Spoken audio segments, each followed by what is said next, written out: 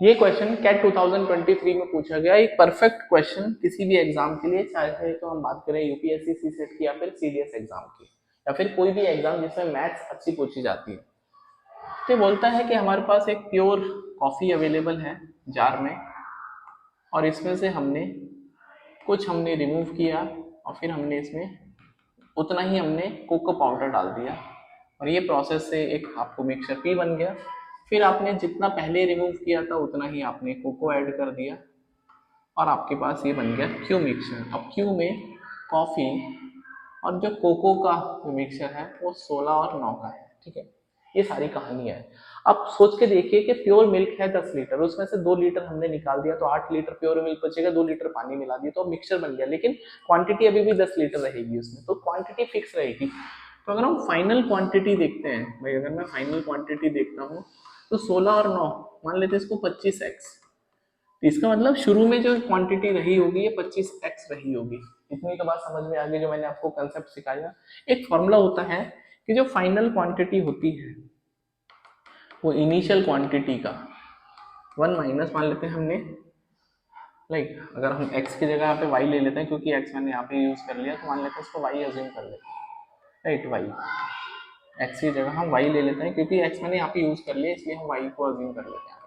y हम remove कर रहे हैं, y ऐड कर रहे हैं, तो 1 minus Y upon total capacity C divided by the मतलब पावर n। n क्या है? ऑपरेशन, कितनी बार ये ऑपरेशन हो रहा है।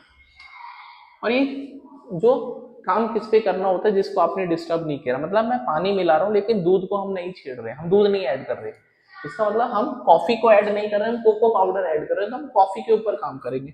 कॉफी की फाइनल क्वांटिटी कितनी है? 16x, और इनिशियल कितना था? 25x।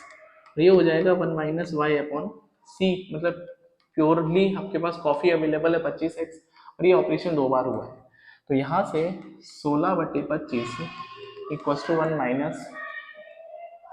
Minus Y upon 25x की पावर 2, तो यहाँ से स्क्वायर रूट लेंगे तो ये हो जाएगा 4/5 equal to 1 minus Y upon 25x।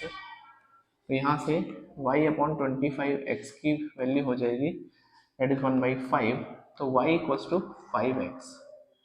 तो y इक्वल टू 5x हमने रिमूव कर दिया, y इक्वल टू 5x हमने रिमूव कर दिया। मतलब अगर आपने रिमूव किया है कितना? माइनस का 5x, और आपने 5x ही इसमें ऐड कर दिया, राइट। इसका मतलब p में यहाँ पे जब आप ऐड करोगे तो कॉफी कितनी बचेगी? 25x में से कॉफी बचेगी आपके पास, p में जो कॉफी बचेगी वो बचेगी 20x, भाई 5x तो रिमूव कर दी, और कोको कितना बचेगा? 5x। बात समझ में आ गई होगी, सारा सवाल सॉल्व हो गया। तो आपसे बोलता है कि ratio of cocoa in the mixture P, तो पी में कितना कोको है? पी में कोको कितना है? कोको पी में कितना है? That is 5x।